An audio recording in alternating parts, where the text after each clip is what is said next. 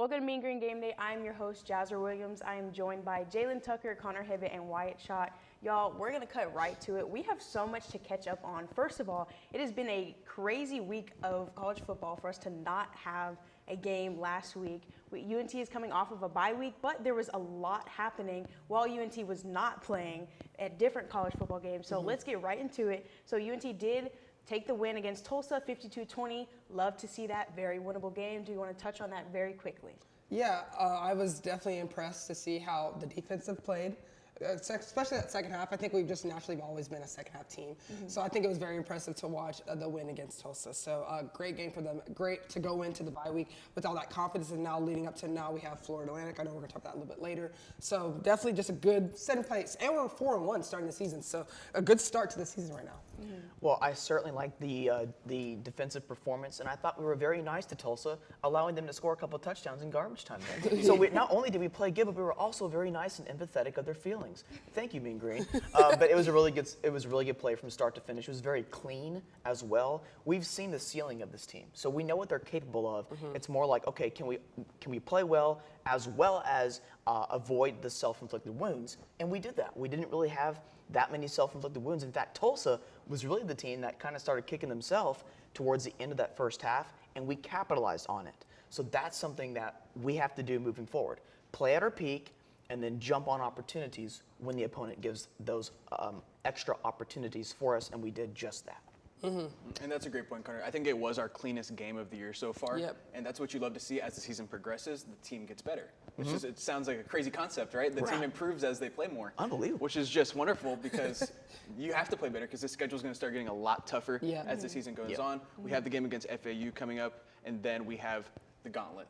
The tough part of the schedule. It's coming, and it's going to be very difficult for them to navigate, but I think that they can do it. But I'm glad to see improvement from the offense and just not turning the ball over. Chandler Morris has had turnover problems so far, and he hasn't turned the ball over at all. And so, or in that Tulsa game. So I was very happy with his performance. We still have to play Seth Hennigan. Yeah, we still play Memphis. Don't We have to go to Memphis. Oh That's my the thing. gosh. We play Tulane at home. That's going to be our next home game, which will be on October 26th, our homecoming game. So we do play Tulane. You know, they came off a great season last year, but I don't think they're the same team, so maybe we can look good.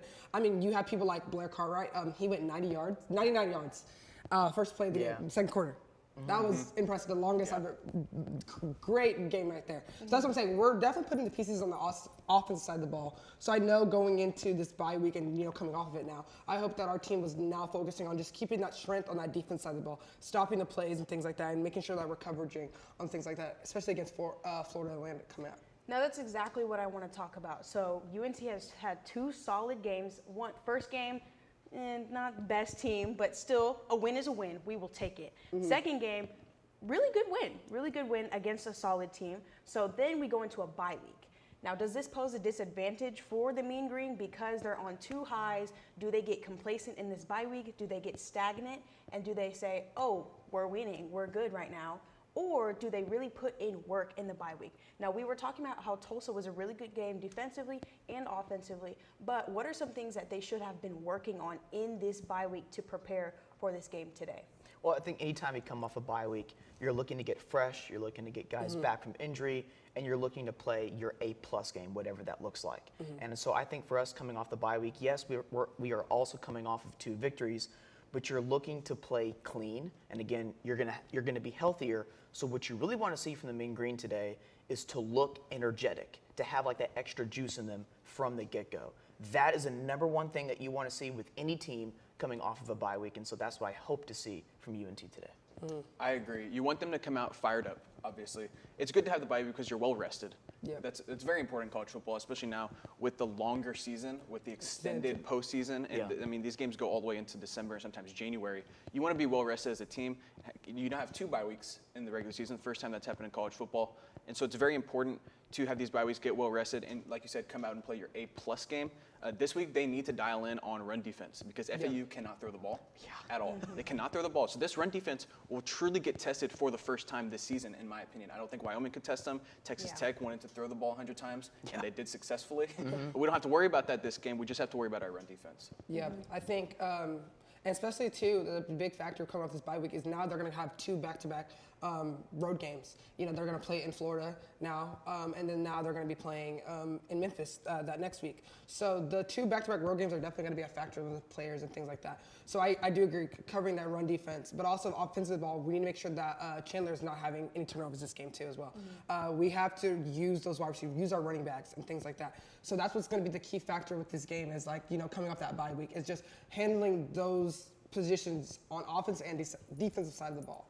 I think that this is a very winnable game for Tulsa, or not for Tulsa, for UNT, because going out to FAU, like we said, we've seen that our secondary be tested, and they did well. They did very well. And now it's our run game. This is when our run defense is going to have to be on lock because, like you said, they cannot throw the ball. So that is their only option. They're going in knowing, okay, this is what this team is threatening us. This is what we have to focus on. I'm hoping that they were literally only doing run defense this past week, because if I see any slips, I think I'm going to lose my mind because we know what this team is doing. Right. So you know exactly what you're doing. And then as far as offense, we need to not shoot ourselves in the foot. And that's another thing I wanted to talk about. So we are going into Florida. There's a lot of weather stuff going on. If y'all don't know, there's literally a hurricane going on right now. So is weather conditions, and even, I don't know if there's fear throughout the team or both teams, could that be a factor, you know, to today's game as well? Yeah. 100%. 100% could. Wind. Yeah. We want to throw the ball. We're not a good running team. We don't have a runner over 200 yards on the season. So we want to throw the ball, and if rain is a factor, if wind is a factor, it will impact how we run our offense. It just will. That's just the way it is. So weather will for sure be an impact. We should have a good game plan. If that was to happen, we should be prepared for that, and I think we will be. This plays into FAU's hand because they don't want to throw the ball. They want to run the ball. They want to make this game gross. They want to make this game yucky. And so they can do that, and the weather can help them. This is also the first time I think we're going to be playing on grass this year. So that's also another noteworthy thing. We'll see what that is like for the players and how they react. You are going to see, if it affects them, you're going to see it early, if it does. Yes. I think you make a great point with that. And then the last thing that I want to touch on very quickly is the upcoming schedule. You talked about it very shortly, Tulane. This game, I think, is a need to win going into the next games that we have, because I think going off of a losing game and then low morale, bad for UNT. Yeah, I agree. We need to guarantee these wins because we have Memphis, we have Tulane, and we have the Army. And I don't even notice, but the Army's 5-0 right now. Yeah. They're undefeated. That wasn't in my cards in 2024. They're undefeated right now. And we're 1-0 in conference play, which is great, but we need to guarantee these conference games that are winnable to win. So this game like this, Eastern Carolina and Temple. Yeah. We got to win against Temple. So we need these guaranteed wins for sure. Those are need-to-win games, and we are going to be talking about some of the crazy stuff that is going on in college football last week and this week, so don't go anywhere.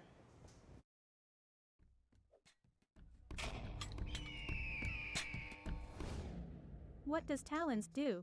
So I am the Vice President of External Relations for Talents. That means that I basically oversee all the external committees. Our external committees entail our Model A, it's a Mean Green machine. So they bring it to football games especially, so every game it's kind of there, every home game.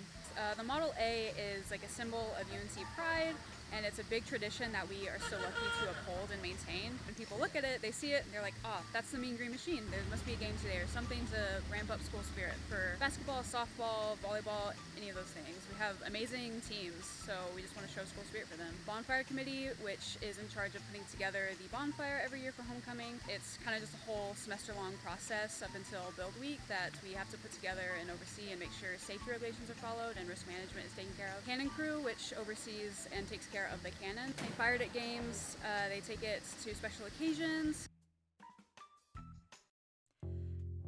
Did you know you have access to video equipment like DVDs, video games, and cameras? That's right, you do.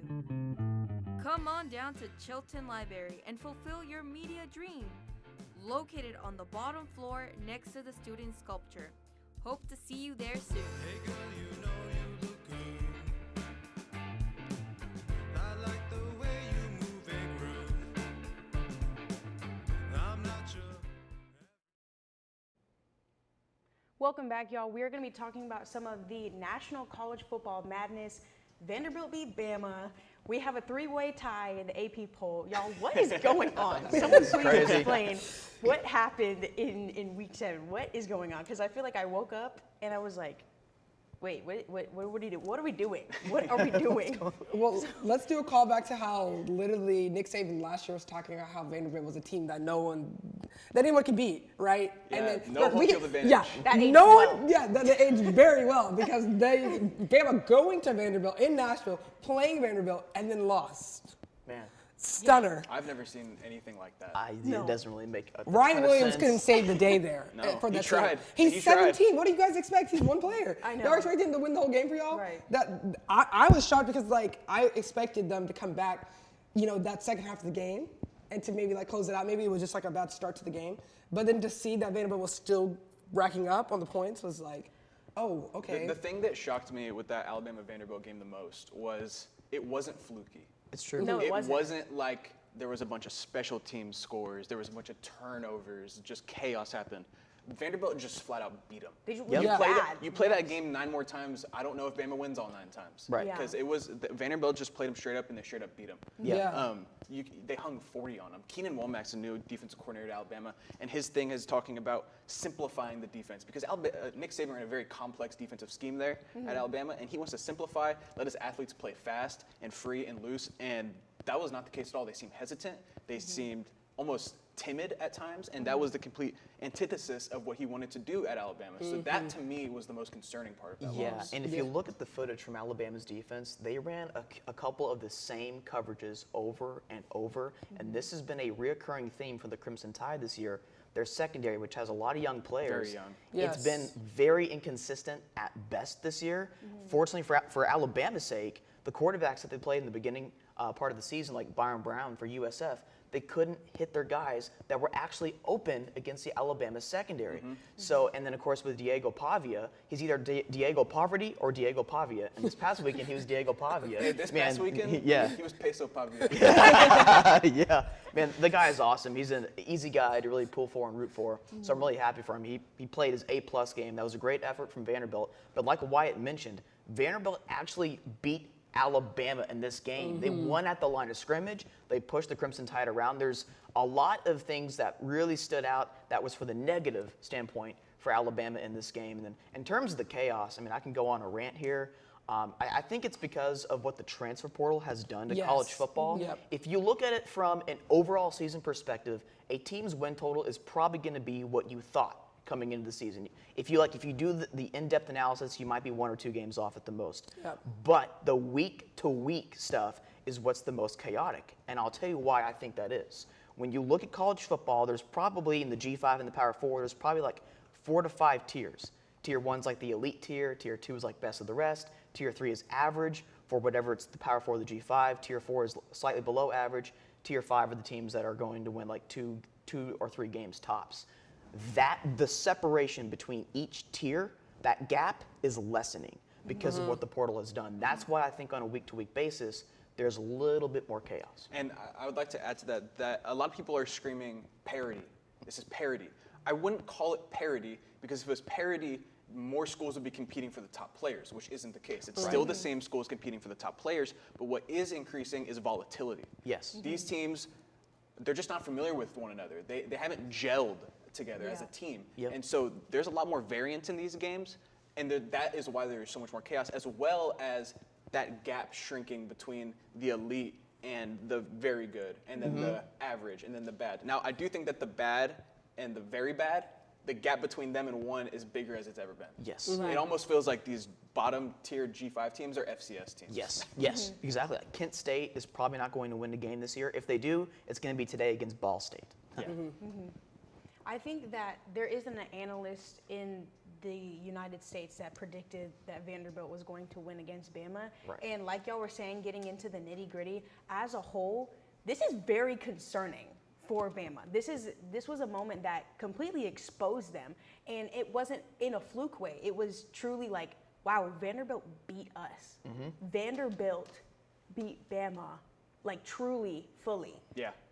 Bama needs to go back, reevaluate what is going on, what needs to be looked at, because that is a scary, scary loss. Well, all these teams, all 4 teams that are ranked need to look back. Right. Because there was 4 ranked teams lost against unranked teams. It was a really bad Because we talk weekend about, for then we college get, if we football. go to the next one, we go to Tennessee versus Arkansas Yeah. and Fayetteville. They also lost. They also lost. Yeah, that was a Number 4. game. That was a game where Tennessee gets up 14-3, and I think, okay, they're going to pull away. Yep. Right. And that's what you expect. Tennessee with this high-powered offense, Arkansas, not just a great offense, not a great defense. I mean, you think they pull away, but they don't. And the thing with Tennessee that concerns me the most is surprisingly quarterback play. Nico Iamaleava is an outstanding quarterback, and he's going to be drafted really high whenever his Right. time comes. But he has struggled as of late, and what he struggles with the most is layering passes. And with that offense, Yes. it makes it very difficult if your quarterback can't make all the throws. He loves throwing the ball on a rope. He has a cannon for an arm. Don't get it twisted. He has an outstanding arm, but he cannot layer throws. He can't put touch on passes, and it affects Tennessee big time. I mean, he cannot throw anything other than just a straight bullet. And can we Colin talk about Kaepernick that last 2.0. play of the game that happened Yeah, at the fourth bad, quarter? Bad clock Right. awareness.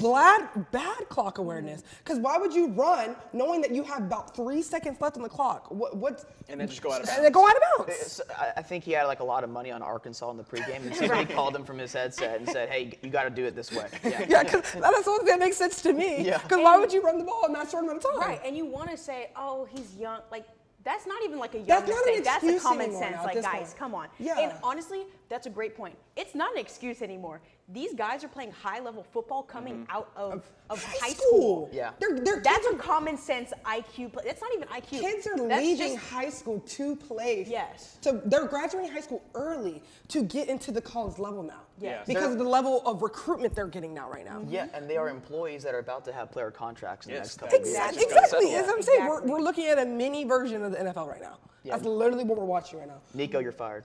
Literally, get out of What I here. think is really interesting, though, with this AP is that we now have 2 Big 12 teams sneaking to the top 15. Top 15, Yeah, yeah. we got BYU at 14. We got Iowa State at 11. Me and Connor were high on Cyclones, Iowa yeah. State the entire year. BYU has come out of nowhere to me, especially. Yes. I still don't know how good this team really is, but congratulations to them for being 5-0. Right. Yeah, yeah. We'll see if Arizona beats BYU. We're today. definitely seeing Yeah. some undefeated teams up there. You know, we have people like Miami, who's now 6-0. Cam Ward, great player.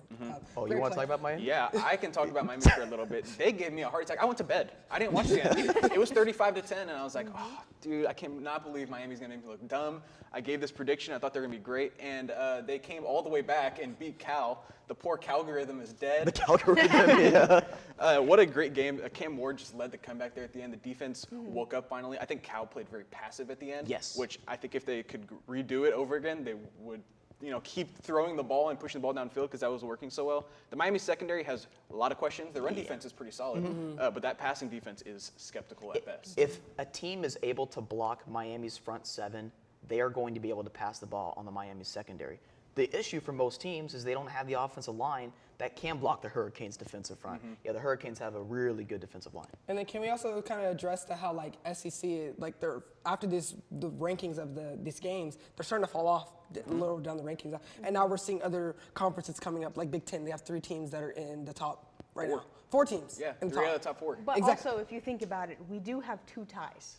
Yes, we do. We have 1 2-way tie versus Iowa State and Notre Dame, and then we also have a 3-way tie versus Indiana, Oklahoma, and Kansas At State. 18, Go right? Hoosiers. Go Hoosiers. I was so high on this team starting like way back in February. Their win total was 5.5. They've already hit the over in 6 games. I cashed that, and now there is an outside chance. We'll see if I don't know if it's going to actually happen, but there's an outside chance Indiana goes 10-2 or 11-1 and makes the college football playoff. That would just Hoosiers all the way, baby. Curtis Rourke has been amazing this year, a transfer from Ohio. This Indiana team has been really fun to watch, and they actually have like legit NFL talent in their wide receiver room. They've been a really fun team to watch and very well coached. I think that one more team that we do need to talk about very quickly is Ole Miss. Wyatt, did you want to touch on that?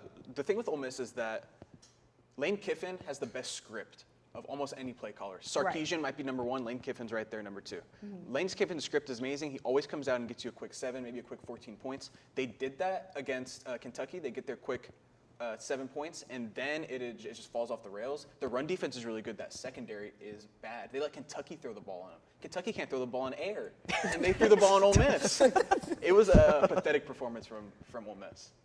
I think that we've talked about a lot of college football, but we will be talking about today, October 12th, the day that everybody has been waiting for since before season even started. So y'all don't go anywhere. We will be right back to be talking about all of the madness that is going on today.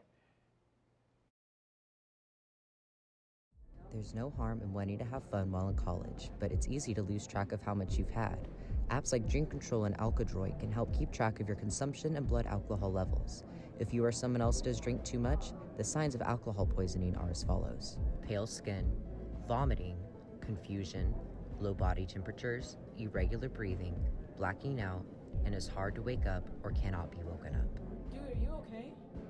Hey, what's wrong? Wake up. It's an exciting time of year, but it's important to be responsible.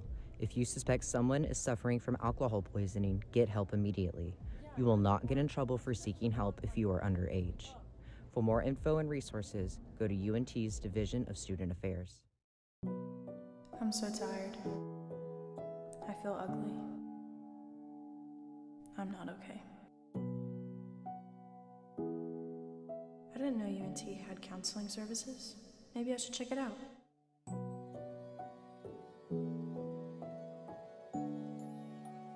This looks like the place.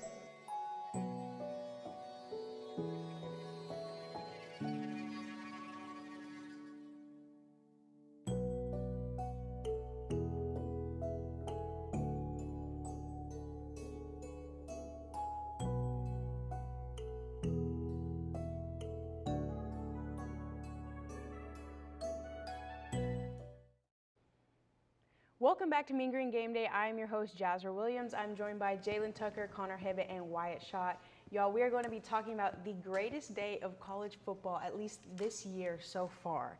October 12th, 2024 is going to be full of so many amazing games, ranked, unranked, rivalries. Wyatt is going to want to talk about that. Like he said right before we got on air, he has a full page of notes. I wish y'all could see his notebook right now. He is very prepared. He's been prepared for this day since the last Texas OU game. Y'all, we're going to, first of all, we're going to start with that. Texas versus OU. This is obviously the biggest game of the day, the Red River rivalry in the SEC now. Yeah. Wyatt, go ahead. It's time. I've been waiting for this ever since the game ended last year. Connor, what time is it? 10:22. It's 10:22, and OU still sucks. The number one ranked in the entire country, number one ranked Texas Longhorns take on number 18, the poor Sooners, the poor Oklahoma Sooners. Quinn Ewers is back after 2 games of injury, gets hurt in that UTSA game. He has a chance to revive his Heisman hopes here, actually, because the Heisman race is so open. A G5 player has never won it, and he's currently leading. The run D for Oklahoma and the pass rush for Oklahoma will be the only way that they can really win this game. Their front seven is really, really good. They have some really, really talented linebackers. R. Mason Thomas is a great defensive end for them.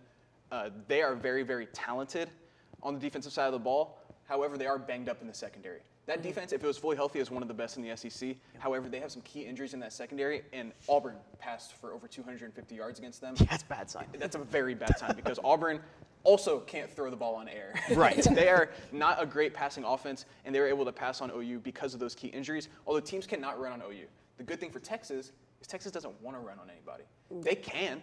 They're very capable. They're running the ball for over 5 yards a carry on the season, but they don't need to run the ball. They run the ball for over 200 yards a game, but they pass it for almost over 350 yards a game. They average over 500 yards of total offense. They're averaging 45 points per game this year, and their defense is only allowing 7 points per game this year.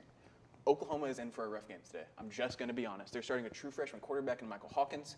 This is going to be his first real test against a very good defense. He played a little bit in that Tennessee game, but it was garbage time, and Tennessee had some of their starters out.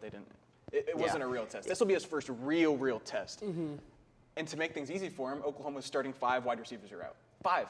That's the just starting crazy. 5 wide receivers for Oklahoma are out. I've never seen anything like that. That's why everybody started picking injured. Auburn against OU, because OU had like their top 8 receivers out. They thought that Deion Burks might come back. He didn't. He's officially listed as out. I don't think that this game is going to be very competitive for Oklahoma, if I'm being 100% honest. But I do respect what the Red River rivalry or the Red River shootout, whichever one you want to call it. I call it shootout myself. I do respect what this game is all about, and so I do think that this can be competitive. Yeah. I prefer to say Red River shootout because sometimes when I try to say Red River rivalry, It's I a will mess mouthful. up. Yeah, it's a mouthful. Yeah, try to say that 10 times fast, which I cannot do, and I will not do right now. The winner of this game is probably going to be decided with Texas offensive line against Oklahoma's pass rush. As White mentioned, Texas can run the ball if they want to. I think the biggest story about this game is going to be the OU pass rush trying to take over, because I don't think OU is going to have the offense to really match Texas offense itself. So the Oklahoma defense is going to have to take over, which is OU, with some of their questions in the secondary, as Wyatt mentioned, having to start up front. And maybe the best offensive line in the country resides in Austin, Texas. So that'll be a really good matchup to watch. It does reside in Austin, Texas. Kelvin Banks might be the #1 tackle off the board, and on the other side is the only replacement from last year's offensive line, which is Cam Williams, and he's already being mocked in the top 3 rounds already in the NFL draft. So Oklahoma definitely has their hands full in terms of Texas offensive line and getting to Quinn Ewers. That'll be a really fun matchup. And Brent Venables really knows how to scheme blitzes. That's going to be the matchup of the century. Yeah. I think that this is a really good game to test and see how bad OU is. I've been saying it since the beginning of the season. That's true. OU is pretty bad. I'm not going to lie. 64-0, that was pretty bad. But I don't think it'll be that bad. Yeah. But I hope so. I think, of course you would. I think that we're actually going to see, this is going to be a true test. Obviously, OU is playing the #1 team in national college football. So I wish y'all could see Wyatt's face right now. But I think that exactly what you said is that it's going to have to be OU's defense maintaining Texas's offense. That is the only way that they will even keep this game manageable to win. Like you said, secondary done for. They don't have any of their wide receivers. So this is basically like okay guys, we have to go play. Like, go give your best. Like they're literally going in with nothing except their run defense. So if they can. And Texas doesn't run the ball, so it's like there is literally no way that they can win unless their secondary just gets a second gust of wind and maintains Quinn Ewers coming back, which we will also get into some Heisman talk in a little bit. But yeah, this is going to be sad. This is going to be sad. It's going to have the rivalry factor for OU there has to be a game. different type of energy going into this game, and there always is. But thinking about the in-depth and all of the injury factors, it's really hard to be a player in that state. In that situation, yeah, of course. You know, obviously rivalry games are big for anybody. So going to this game, and it's going to be rough just for Oklahoma, them having all the injuries and things they're going through right now. So yeah, it's definitely going to be a game to watch, though. Like last year, Texas pretty much beat themselves against Oklahoma. Give Oklahoma credit; they played about as good as they could have, but Texas could have played so much better.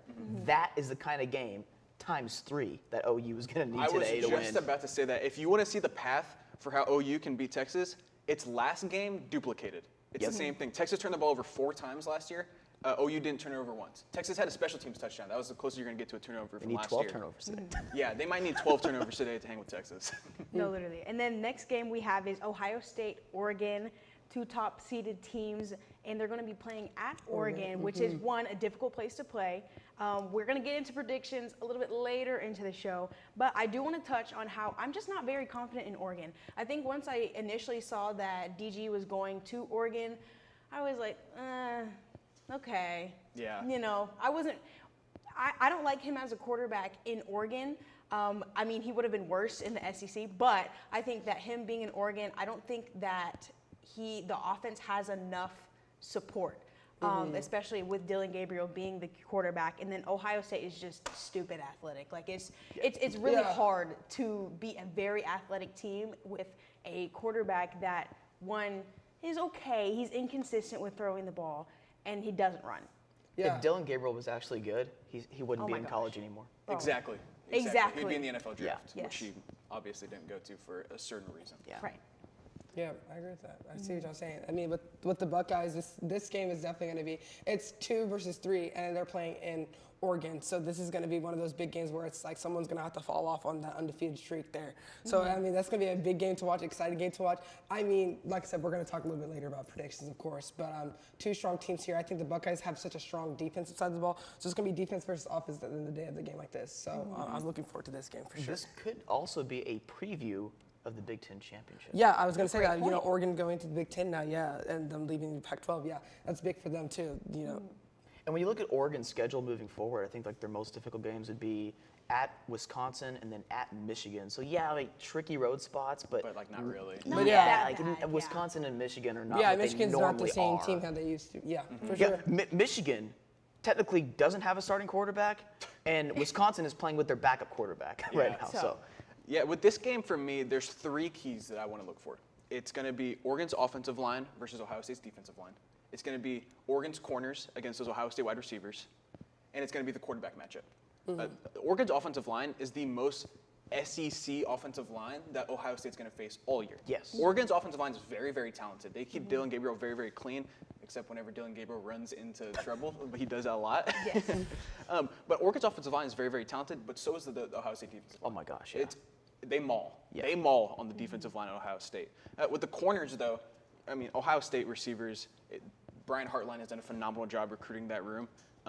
You have four of your starters at wide receiver are all former 5-stars. Jeremiah Smith, Emeka Egbuka, Brandon Innis, and Carnell Tate, all former 5-stars. So you are spoiled with riches in that room.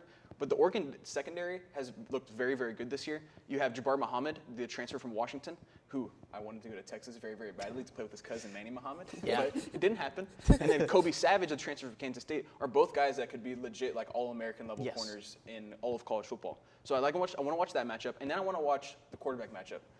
If Dylan Gabriel turns the ball over 2 times like he did against Michigan State, Oregon's not going to win this game. Right. Yeah. But if he plays clean, we haven't seen Will Howard play at this level yet. We haven't seen him on the big stage. We saw him at Kansas State play well. We saw him in the regular season so far for Ohio State play well. But we haven't seen him against an elite defensive unit yet. They just played Iowa, so everyone's going to be like, oh, well, there's an elite defense right there. It's not the same. It's not the same. Iowa isn't the same as they have in the past. And whenever Iowa can't field an offense, it's going to make their defense look significantly worse than what it actually is. There's a difference when you have a defense that plays really well as a team rather than a defense that plays well as a team and then has athletic studs to make up for that. That's the difference between Iowa's defense and Oregon's defense. Exactly. Oregon has more studs. Now, very, very quickly, we're definitely going to have to bring back the Heisman prediction after this week as well, watching Quinn Ewers play, so you can talk about that for a little bit. But real quick, everyone shoot off who you think that Heisman is going to be so far in the season. Well, it's wide open, so we don't know. I think I have people like Cam Ward that's definitely in there. I mean, he's throwing right now 2,000 passing yards right now. I have Travis Hunter could be up there, playing offense and defense side of the ball. Like I said, we have a lot of wide open space here right now when it comes to who is a possibility. There's a lot of people in there. I think even like a Georgia quarterback is coming back in the ranks there. He fell off, but I think he will come back eventually too. So a lot of options here, a lot of options. Ashton Jeanty at this point, we've never seen a G5 player win a Heisman. This is a window of opportunity for that to occur. So I'm going to be rooting for Jeanty to win the Heisman. Yeah. Me too. It would be criminal. Yeah. Yes. Ashton Jeanty right now is #1 for me. Over 1,000 yards rushing. He's averaging a first down a carry. He's played 5 games. First down a carry. Literally. You got to pull him out in the first half because he's doing that well. Yeah. Ashton Jeanty. That's my pick. We'll definitely be bringing back that for the next show. But don't go anywhere. We're going to be talking about UNT going to FAU this week and playing today. Willis Library, located at the University of North Texas. It has computers, printers, and the building is open 24/7. By going online, you can book up to an hour of reserved space in one of the many private study rooms.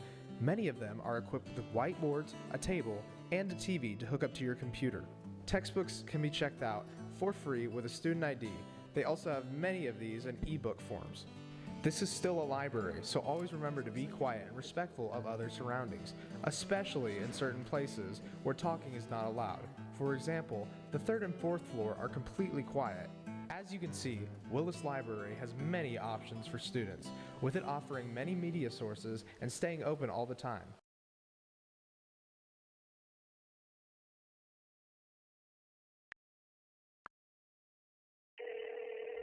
Hey Alex, this guy on the internet says he wants to give me money. That sounds suspicious. What do you mean? Typically, strangers who promise you money on the internet have their own best interest in mind. They often use bounced checks, which will disappear shortly after depositing, but not before they've asked for some money in return. So he doesn't really want to spoil me? No. Well, then what should I do? The best way to handle it is to block and report the suspicious message, or even consult local law enforcement if you've already fallen victim. So I guess we aren't going to Key West for spring break. No.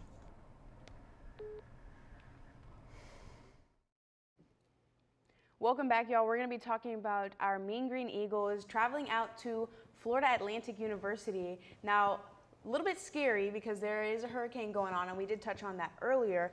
But we're going to be talking about them coming off of the bye week and what is our expectation for them to play today. Really go in depth as far as this FAU team. One, they're not good. This is a very winnable game for UNT, and we touched on that earlier. But they need to secure this win going forward into the season because they have a very difficult couple games coming up. So if they drop this and then they might drop the next couple games, then it's not looking good for them. Yeah, because after this game, we have 3 hard slates of games coming up. Right. Because we have Tulane, Memphis, and then Army. And like I said earlier, Army being undefeated right now is something that I never expected in the 2024 season. But, you know, they're doing the thing. So, yeah, going off the bye week is definitely something that we have to play to our strengths. And obviously right now is our offensive side of the ball. We've been doing great with our running backs, great with our wide receivers. So let's just rack up on the points is what I'm going to say to play against Florida Atlantic. They don't have a defense. So let's just be able to run it. Obviously with the weather being a condition right now, after Hurricane Milton right now, which prayers to all the families that live out there in Florida. Obviously, that was very unfortunate to see the damage that's done to Hurricane Milton. But definitely it's going to play a role because it is going to be further south where they're playing at. So it's not exactly where the hurricane was hitting, but the wind is definitely going to still be a factor, and we're probably going to see rain for sure. Yeah, and when you look at the, I don't want to say exactly our weakness, but the path to beat us right now seems to run the football, to run the football and then contain our offense, keep our offense off the field, and play like a bend, not break style. As good as our defense played against Tulsa, and they did play really well, we still give up over 200 yards rushing. Now, is that a sign of things to come? Was that just maybe some garbage time yards? We'll see. I think this week will tell us a lot about that because FAU, their offense is struggling a little bit right now, but one thing that they do well is they do run the football okay. They're top 50 in the country in rushing. And the thing is, a lot of opponents know that they can't pass, and they load up to stop the run. And so FAU's kind of hit or miss, but their yard per carry is not too bad. When you look at their top 2 running backs, they're both averaging over 4.5 yards per carry. So does our supposed non-strength, maybe in our run defense, show up in this game? Maybe, because again, the path to beat us is to make us play in a phone booth. That is going to be tested today. If we can beat FAU at their game with them trying to run the football and keep our offense off the field, I think that says a lot about our ceiling moving forward this year. I agree. FAU is going to want to run the ball because their passing numbers are really atrocious on the season. It's been really, really bad for them. They have a 2 touchdown and 6 interception touchdown to interception ratio. I mean, they've thrown 3 times more interceptions than they've thrown touchdowns. So they don't want to throw the ball, and I don't know if they'll have to. UNT's run defense, it will be tested for the first time truly this entire season. No one else has truly tested it. SFA didn't test it. Wyoming didn't test it. Tulsa didn't test it. This will be the first real test of our run defense. And it was a big issue last year. It was why we lost a lot of the games that we did was our run defense. It was so poor. We bring in a lot of transfers on the defensive line, the front 7. So we're going to see, are they for real about improving the run defense? Because the pass defense has been a problem this year. And so if the run defense has improved, that would be at least a good sign defensively for us. And with Cam Fancher, as much as he has struggled throwing the ball this year for FAU, the one thing he does do well, he runs the football well. So I think the number 1 key for UNT in this game is to make Cam Fancher be a quarterback, not an athlete. And there is a big discrepancy there. A lot of teams get beat by these dual threat quarterbacks, even if they are run first guys that don't do a great job passing, but these coaches set them up in positions to put their athletes in position to make plays. We have to make Fancher be a quarterback today. Don't let him expose us by being an athlete. When you look across the American Athletic Conference, only 3 quarterbacks have ran the ball for more yards than Fancher this year. And 2 of those 3 quarterbacks that have run the ball for more than Fancher in our conference are both military-led quarterbacks, Bryson Daly and then Blake Horvath for Navy. The only other quarterback that's run the ball more than Fancher is Byron Brown for USF. So we have to make Fancher sit back in the pocket and actually pick apart our defense by passing the football. If we can do that, that really says a lot about the improvement on defense. I think that you make a really great point there. This is going to be a statement game for UNT's defense. I know that we've talked about throughout the season how they've progressively gotten better and started to put the pieces together. I know we had a lot of expectations for this UNT defense coming into this season, and we have seen them start to put the pieces together and start to see, okay, this is better and this is better. If they actually contain this run defense, I think that this says a statement like, hey, no, we're good. Like we're working on this. And I had said this earlier. I'm so hoping that they've been very, very dominant on working on the run defense in this bye week. They literally know what FAU wants to do. QB to all of their running backs. They want to run the ball. They're going to run the ball. If UNT allows the rushing yards that they have in the past, it's going to be a very scary game. And one thing I did want to bring up is that ESPN Analytics, which isn't always the greatest, only has us winning 54% to FAU, which is, ESPN can be ESPN, but that's still a little scary to think about when this is a very winnable game for UNT. If you think about it, like truly how things line up, it's truly because our run defense is very inconsistent and questionable. Yeah, Vegas only has us favored by 5.5. Yeah. Right. That's what the spread is. So they think this is going to be a close one-possession game. As good as we have played this year, I do think, I would say like in terms of our breakthrough degree, half of it is due to our opponents really disappointing this year. Yes. Like coming into the year, we're like, okay, can we split South Alabama and Wyoming? Now, to be fair, when we played South Alabama, they weren't fully healthy. They're healthier now. Of course, our schedule's been really difficult. So that looks like a pretty good win for us. But even then, it took a block punt to really secure that victory. The job was complete, so we did what we had to do. And then Wyoming's just been one of the most disappointing, if not the most disappointing team in the entire country this year. Give us credit. We've beaten the teams that we needed to beat. But where I'm going with this is, are we legit? Or are we just taking advantage of our opponents? Yeah. That is, I think, what the power ratings, Vegas is really struggling with us right now. We've covered the spread. When we've won, we have covered big time this year. And I think, again, that has in large part to do with what our opponents have not been. We are going to find out what we are made of, or maybe we're going to find out what FAU is not made of. Yes, I agree with that. I mean, we're starting out with a great start to the season. I mean, we're 4-1, but we still have those difficult teams later in our schedule slated for us. So these kind of games are the ones that we have to guarantee to win against these kind of teams. So when you have such a strong, that's why I think Vegas is not on our side on this situation, because of our defense in the past. I mean, when you're coming in with, over 77 new players, we have to figure out how to gel. And these last 2 years, I think Tulsa was a perfect example of a team perfectly gelled together. I think that was one of our greatest games that I've seen within the season of UNT's football right now. Right. And watching them play against that was a gelled game. And that's the kind of games that we're going to need moving forward when we play those bigger teams. When we played Tulane made it all the way up to the conference play against SMU. So we have that, and they did lose against SMU, but I don't think they're the same team as last year. But you still have Memphis, which I'm big on the Tigers, on Seth Hennigan, so we have to cover that. And then you have the Army, of all people, the Army. I mean, you have games like Temple and Eastern Carolina where I think we can manage those. But I think with the team that we have now, I want us to see us come on the come up this year. I want to see us win a game because we won. Not because the other team was bad. Yeah. Yes. I would love to see a game that we truly just like, wow, we won. I think Tulsa was the closest to that. And even Wyoming, we played very well, but that team is god-awful. And also, we still allowed way too many passing yards to a team that does not pass. Yeah. Like, that's bad. And, there has been progress in the past couple weeks. So this is a game I'm just very excited for UNT to show that we won because we won, and we're good now. Yeah. And I would love to see that going forward, especially with the harder games that are coming up. I mean, we have a bye week, so that's the whole point, is the bye week is for you to look at that film, to making sure we're practicing on things that our weakest moments are. And we know the weakest thing about UNT football is the defensive side of the ball. Yes. It's a common thread that's been going on this year. That's another thing I wanted to touch on. I'm so glad that you brought up film.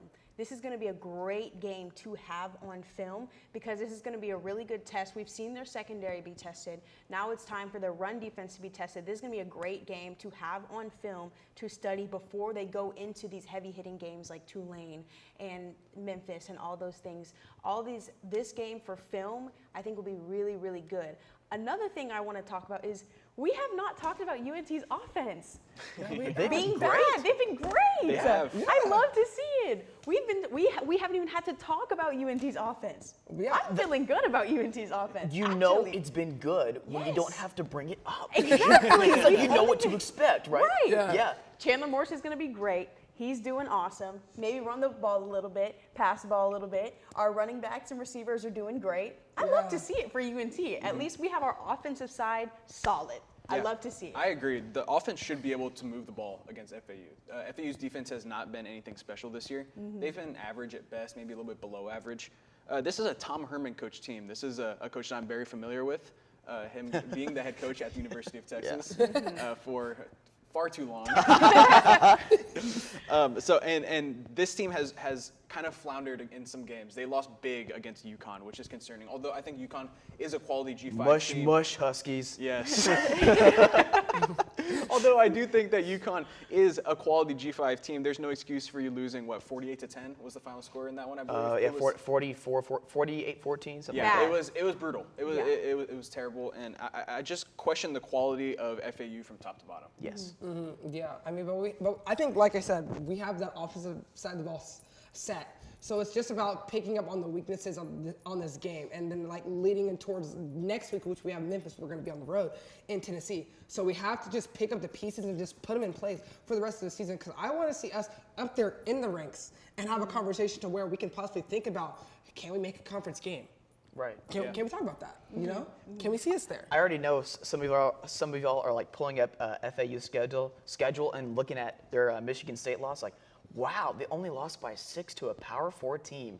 Oh no, simulate that game 10 more times. They lose that game by 2 or 3 scores. Yeah, don't fall for that trap. Yeah, don't fall for that. Vegas is hoping you fall for that trap. Yeah. Speaking of Vegas, Vegas is going to have their eyes on us today specifically. They want to figure out, okay, are the Mean Green legit? Or is it because of their opponents? Depending on how today's game goes, look for that Memphis line. I don't know if it's been opened yet for next week. It's probably going to change. If not, Jalen's going to have her Memphis line minus 28. Vegas is a big moment here. You talked about how Vegas has been off on us pretty much all season long. And when we covered big. Wyoming, we were only favored by 7. I know. We blew them out. And this is a game that has a similar feel to that, to me at least. Yeah.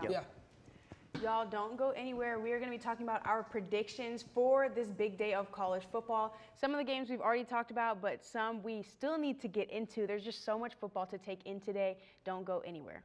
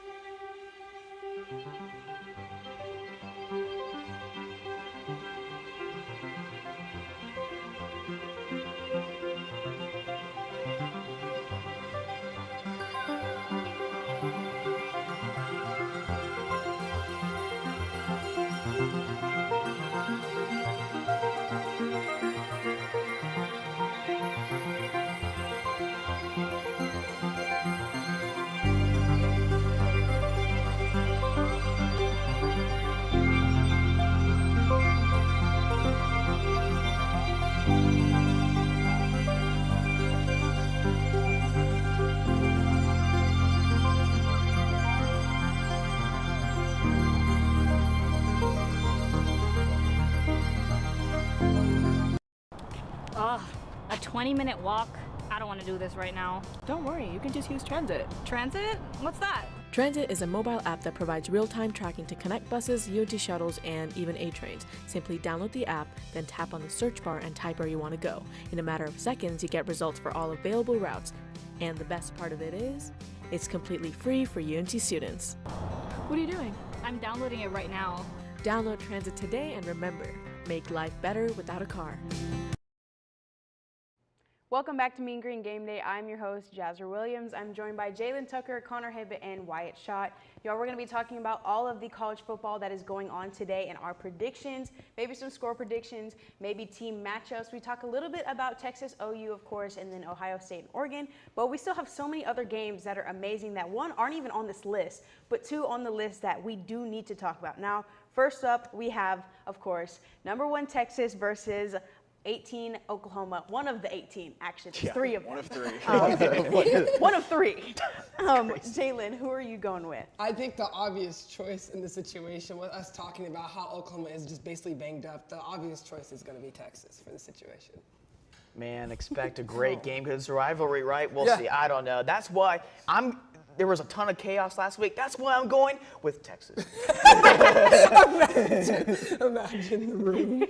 I don't care if Kyler Murray was the quarterback of the league. I don't care if Gerald McCoy came out of retirement and was a defensive tackle. I don't care if Brian Bosworth came back and played linebacker. Texas by a million, hook 'em horns. Yeah, one of the reasons why I had to go with Texas is because Wyatt Schott is sitting next to me, and I don't want to get shot by Wyatt.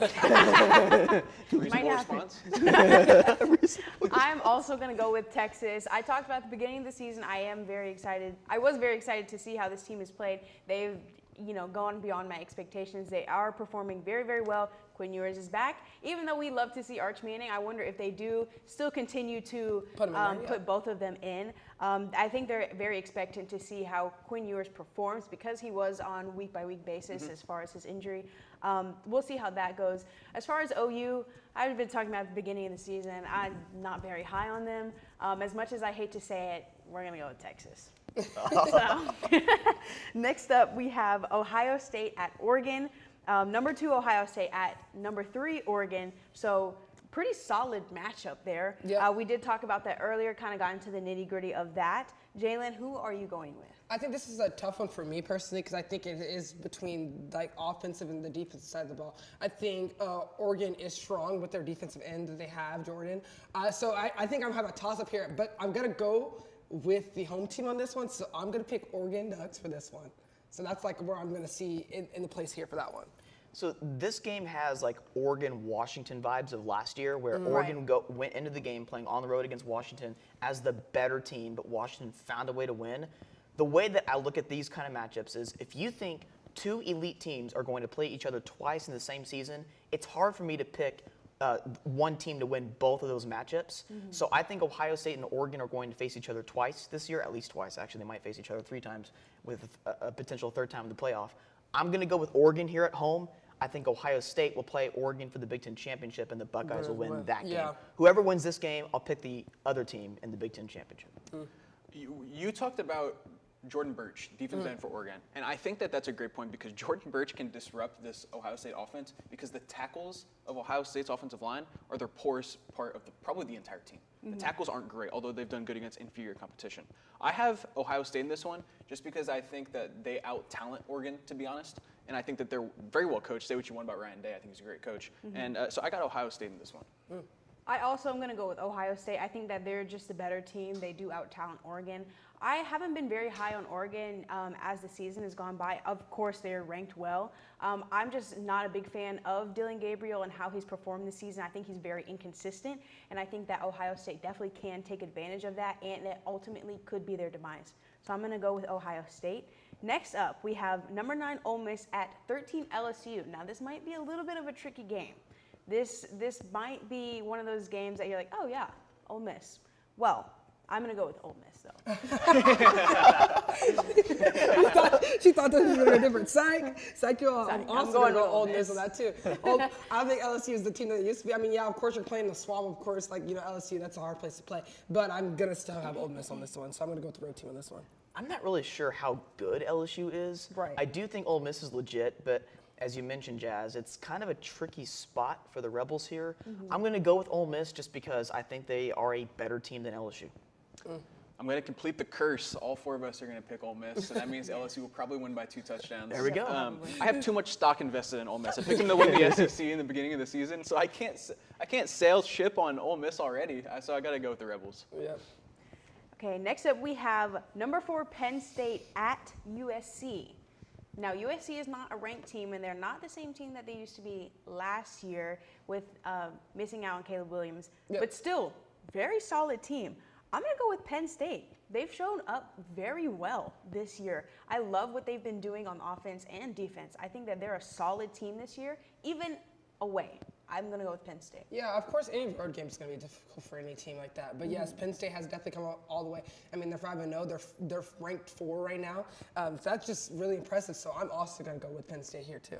I'm picking back-to-back road teams. Certainly nothing will go wrong here.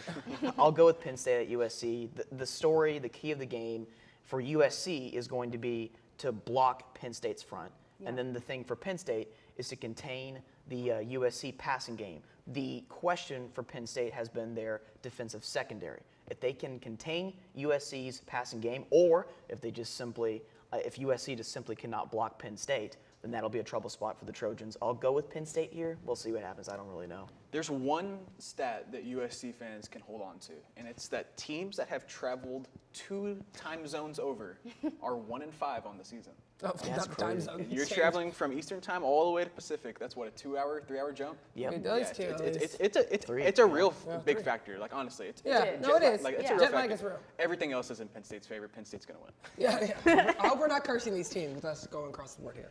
Next up, which we're not going to be going across the board, is number 18, one of the 18s. Kansas State at Colorado. Like Wyatt has said, I've invested too much stock. I'm going to have to go with Colorado.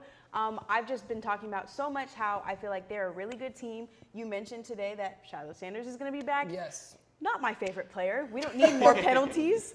But I think that Colorado overall, as an offense, great. Their defense has been looking really solid, especially with Travis Hunter just showing up and being in every single play. Every big play, offense, defense, he's making the play. Just amazing. And it's not based off of one person, but our Colorado's defense does look really good. And I'm banking on the fact that Kansas State's quarterback just isn't very consistent in today's game, but his wide receivers are pretty solid. So I think it's going to be Kansas State's offense if they show up versus Colorado's defense. Well, I mean, that's definitely, with Shiloh coming back, though, it's definitely putting that, like, meshed all together on the defensive side of the ball. So now they're going to have that full strength back on the defense. Definitely some tenacity. Yeah, and obviously Shedeur has had his struggles this season, you know, with the defensive being weaker early in the season. But now with everyone coming back and gelling back together, I think this is a game that they're going to be able to win. So I'm also going to pick Colorado for this one. I think the Buffalo's defense is better when Shiloh Sanders is not playing them. Yes. So I'm going to fade Shiloh. And go with the Wildcats here. I think K-State's just the more physical team. Maybe I do think it'll be a really close game. I think K-State finds a way to win. It feels like a lot of people have bought back in on Colorado after that UCF win, and I just don't think UCF is that good. Yes. So I got Kansas State in this one. I think they should be able to push Colorado around to the line of scrimmage. And then we're going to go with our last team, of course, UNT versus FAU.